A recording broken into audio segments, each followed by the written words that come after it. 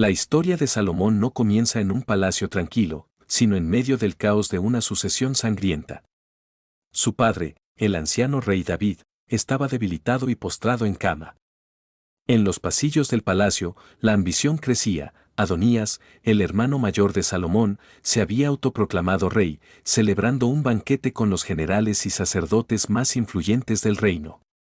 Sin embargo, la promesa de David era distinta. Advertido por la reina Betsabé y el profeta Natán, David ordenó una acción inmediata para evitar un golpe de estado.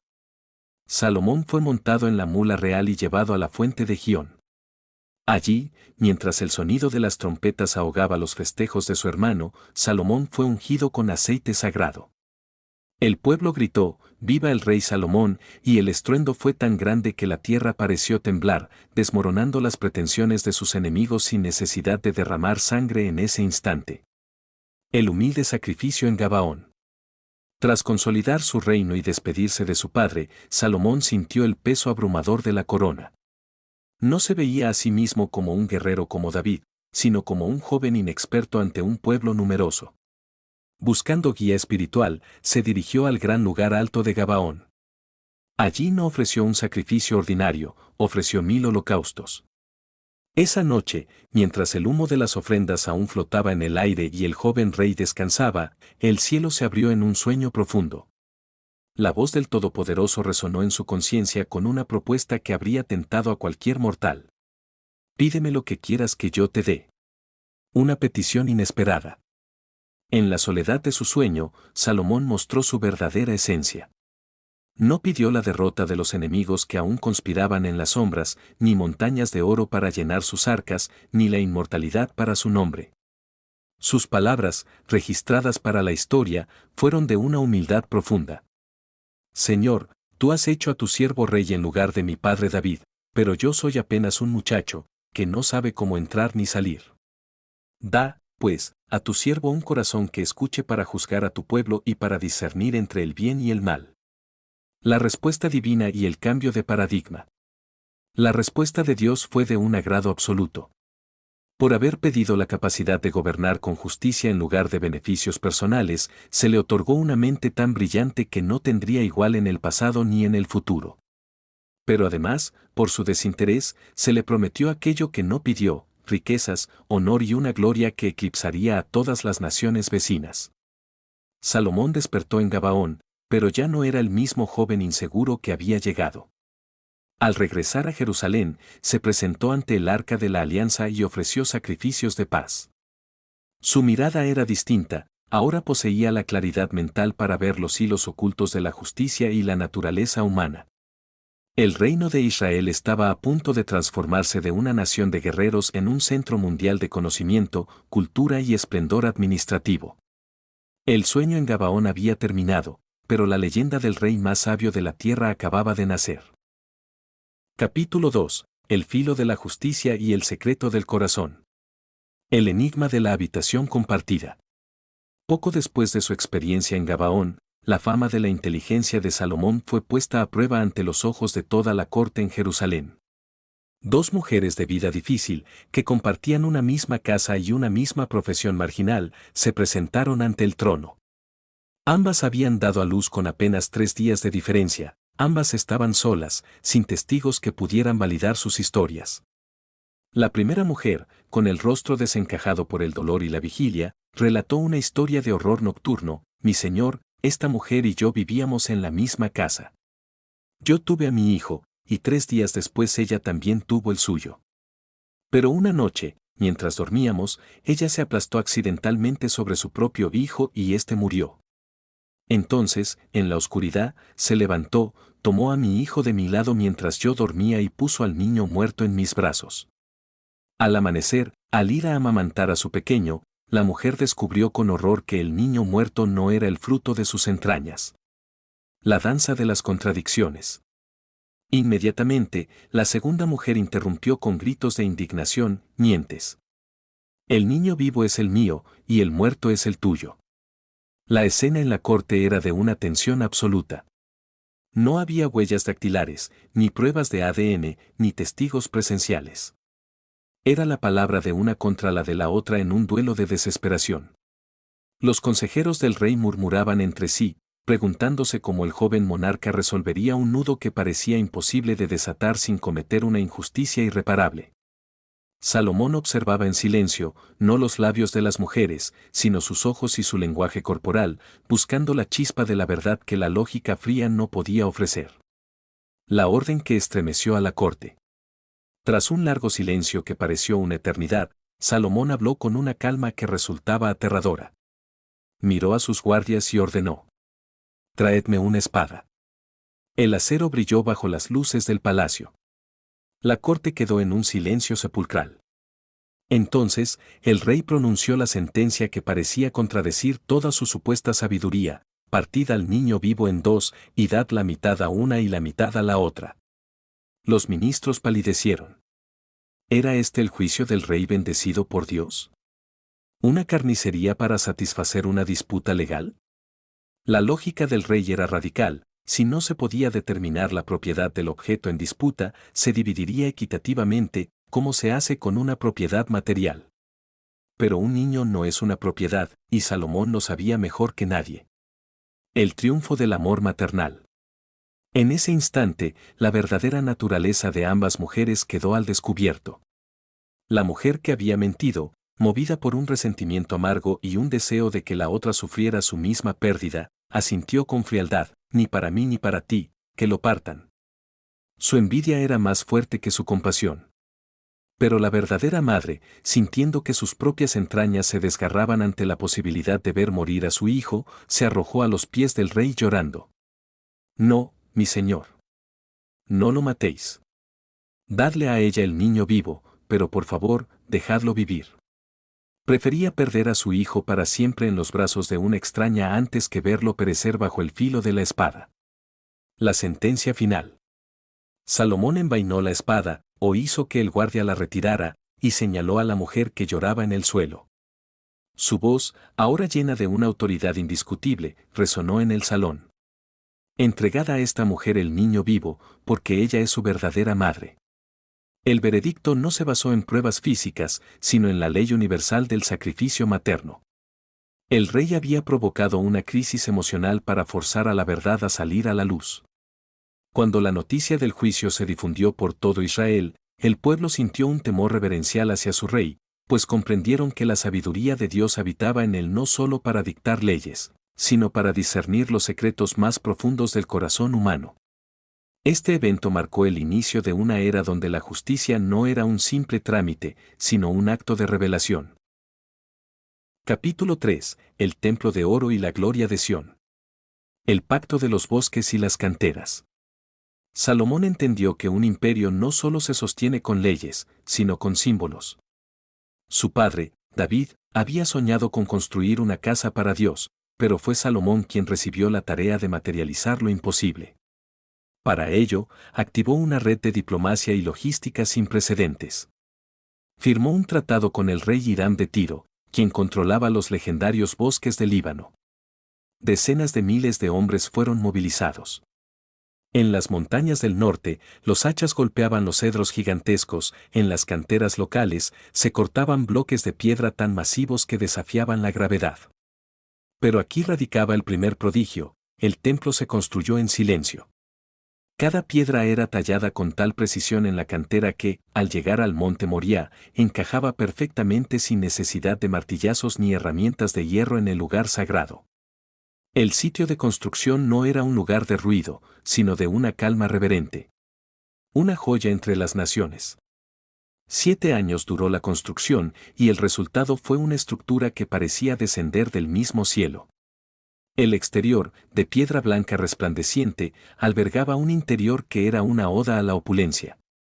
El oro, las paredes, los techos y hasta el suelo estaban recubiertos de oro puro de Ofir, grabado con figuras de querubines, palmeras y flores abiertas. El bronce, en el atrio destacaba el mar de bronce, una fuente gigantesca sostenida por 12 bueyes de metal y 2 columnas macizas llamadas Jaquín y Boaz, que flanqueaban la entrada como centinelas de la eternidad. El velo, una cortina de lino fino, púrpura y carmesí, separaba lo cotidiano de lo divino. En el corazón del edificio se encontraba el lugar santísimo, un cubo perfecto sumido en una oscuridad sagrada, destinado a albergar un solo objeto, el Arca de la Alianza, que contenía las tablas de la ley entregadas a Moisés. La dedicación, el descenso de la nube. El día de la inauguración, Jerusalén estaba desbordada. Salomón, vestido con sus ropas reales pero despojado de toda soberbia ante la divinidad, se arrodilló sobre una plataforma de bronce ante todo el pueblo. Su oración de dedicación fue un tratado de teología, reconoció que si los cielos de los cielos no podían contener a Dios, mucho menos aquella casa hecha por manos humanas. Sin embargo, pidió que el templo fuera un faro donde cualquier extranjero o israelita pudiera dirigir su mirada y ser escuchado. Al terminar su plegaria, ocurrió el clímax de su reinado, el fuego descendió del cielo sobre los sacrificios y una nube densa de gloria, la Sequina, llenó el templo con tal fuerza que los sacerdotes no podían permanecer en pie para ministrar. El esplendor administrativo. Pero el templo fue solo el comienzo. Salomón construyó también su propio palacio, la Casa del Bosque del Líbano, un complejo administrativo tan vasto que requirió 13 años más de trabajo. Creó una flota de barcos que traían especias, marfil y animales exóticos de tierras lejanas. Jerusalén se convirtió en un puerto de montaña donde, según las crónicas, la plata era tan común como las piedras. Israel ya no era una confederación de tribus pastoriles, era ahora una potencia cultural y arquitectónica que dictaba el ritmo del comercio mundial, bajo la mirada de un rey que parecía haber convertido la sabiduría en oro sólido. Capítulo 4. El enigma de la reina y la edad de oro. El rumor que cruzó el desierto. La fama de Salomón no viajaba solo por sus conquistas militares, sino a través de las rutas comerciales de la seda, el incienso y la mirra. En el lejano sur, en el reino de Saba, la actual región de Yemen y Etiopía, la reina de Saba escuchó historias que desafiaban la lógica, se hablaba de un rey que conversaba con la naturaleza, que poseía un discernimiento divino y cuyo reino brillaba con un oro que parecía inagotable. Escéptica por naturaleza y gobernante de un pueblo extremadamente sofisticado, la reina decidió que no podía creer en los rumores sin antes poner a prueba a este monarca. No viajó como una humilde suplicante, sino como una soberana de igual poder, liderando una caravana inmensa de camellos cargados de especias preciosas, gemas raras y toneladas de oro, un tributo que pretendía deslumbrar incluso al hombre más rico del mundo. El duelo de ingenios. Al llegar a Jerusalén, la reina de Saba no perdió tiempo en cortesías superficiales. La tradición cuenta que presentó a Salomón los enigmas más oscuros, acertijos diseñados para confundir al filósofo más astuto. Se dice que le presentó flores artificiales tan perfectas que el ojo humano no podía distinguirlas de las reales, y Salomón, simplemente observando hacia donde se dirigían las abejas del jardín, resolvió el misterio.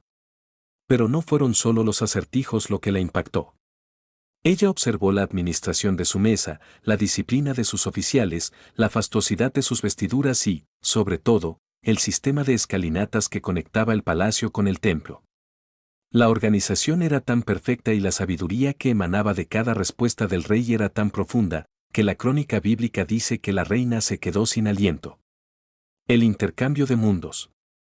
Conmovida, la reina de Saba pronunció una de las mayores alabanzas registradas en la historia antigua: verdad es lo que oí en mi tierra de tus cosas y de tu sabiduría, pero yo no lo creía, hasta que he venido, y mis ojos lo han visto, y he aquí que ni aun la mitad me había sido dicha. Este encuentro simbolizó el pico de la paz salomónica. En lugar de guerra, hubo intercambio de cultura, en lugar de muros, hubo puentes comerciales. La reina regresó a su tierra no solo con regalos materiales que superaban lo que ella misma había traído, sino con una nueva visión del mundo y de la divinidad que guiaba a Salomón. El cenit del esplendor. Bajo este clima de admiración internacional, Israel alcanzó un estado de bienestar casi utópico. Salomón poseía 1.400 carros de guerra y 12.000 jinetes, pero no los usaba para la conquista, sino como un elemento de disuasión que mantenía la paz. Su corte se convirtió en una academia de ciencias y artes. Se dice que escribió 3.000 proverbios y compuso 1.005 cantares. Estudió la botánica desde el gran cedro del Líbano hasta el hisopo que nace en la pared y describió con precisión la vida de los animales, las aves, los reptiles y los peces. El mundo entero buscaba la presencia de Salomón para escuchar la sabiduría que Dios había puesto en su corazón, y cada visitante llegaba con presentes de oro, plata y especias, alimentando un ciclo de prosperidad que parecía no tener fin. Jerusalén era, en ese momento, el sol alrededor del cual giraba la civilización. Capítulo 5. Las sombras del trono y el legado roto. El laberinto de las alianzas. El declive de Salomón no ocurrió en un día de rebelión abierta, sino a través de décadas de sutiles concesiones. Con el fin de mantener la paz sin recurrir a la espada, Salomón recurrió a la diplomacia matrimonial. Lo que comenzó como un matrimonio estratégico con la hija del faraón de Egipto se convirtió en una red de alianzas que terminó en un harén de 700 esposas reales y 300 concubinas. Estas mujeres provenían de naciones que el antiguo Código de Israel consideraba prohibidas por su inclinación a la idolatría: moabitas, amonitas, edomitas y sidonias. A medida que Salomón envejecía, su voluntad, que alguna vez fue tan firme como el cedro, comenzó a ceder ante la presión emocional de sus consortes. La sabiduría que antes usaba para discernir la justicia, ahora la usaba para justificar la complacencia. El monte de la corrupción. El hombre que había construido el templo más glorioso para el Dios único, comenzó a financiar la construcción de santuarios para divinidades extrañas en los montes frente a Jerusalén. Erigió altares a Quemos, el dios de Moab, y a Moloc, el abominable dios de los amonitas. El horizonte de la ciudad santa, que antes estaba dominado por el humo de los sacrificios al Altísimo, ahora se veía manchado por los humos de los ritos paganos. Salomón, el arquitecto de la fe, se había convertido en el arquitecto de la apostasía. Su corazón ya no estaba íntegro para con la fuente de su sabiduría, y el vacío espiritual comenzó a manifestarse rápidamente en la realidad social de su reino. El peso de la gloria. Para mantener el estilo de vida opulento de la corte, el mantenimiento del harén y los monumentos a los dioses extranjeros, Salomón impuso un sistema de tributos asfixiante. El pueblo, que en los años dorados había disfrutado de la paz, ahora gemía bajo el peso de los impuestos y los trabajos forzados. La unidad de las 12 tribus empezó a agrietarse. En las sombras del palacio surgió la figura de Jeroboam, un oficial eficiente y valiente a quien un profeta le anunció que heredaría la mayor parte del reino debido a la infidelidad de Salomón. El rey, que antes resolvía disputas con una palabra, intentó entonces matar a Jeroboam, marcando su transición de un juez sabio a un monarca paranoico y autoritario. Eclesiastés, el amargo despertar. La tradición atribuye a un Salomón ya anciano y desilusionado la escritura del libro de Eclesiastés. En sus páginas, el hombre que lo tuvo todo, conocimiento, sexo, poder, arte y riqueza, reflexiona con una melancolía profunda. Sus palabras resuenan como un eco en un palacio vacío. Vanidad de vanidades, todo es vanidad. ¿Qué provecho tiene el hombre de todo su trabajo con que se afana debajo del sol? Se dio cuenta, demasiado tarde, de que la sabiduría sin integridad es solo un ejercicio intelectual vacío. Había explorado los límites del placer y la posesión, solo para descubrir que el alma humana no se llena con oro, sino con propósito. El fin de una era. Salomón murió tras 40 años de reinado. No dejó tras de sí un imperio consolidado, sino un barril de pólvora listo para estallar. Tan pronto como su hijo Roboam tomó el mando y se negó a aliviar las cargas del pueblo, las 10 tribus del norte se rebelaron. El reino se partió en dos, Israel al norte y Judá al sur. La edad de oro se desvaneció casi tan rápido como había llegado. Salomón pasó a la historia como el ejemplo máximo de la dualidad humana, capaz de tocar las alturas de la inspiración divina, pero también de hundirse en las bajezas de la distracción mundana. Su legado quedó dividido entre el templo que construyó y el reino que perdió, recordándonos que incluso la mente más brillante necesita un ancla en la humildad para no naufragar en su propio éxito.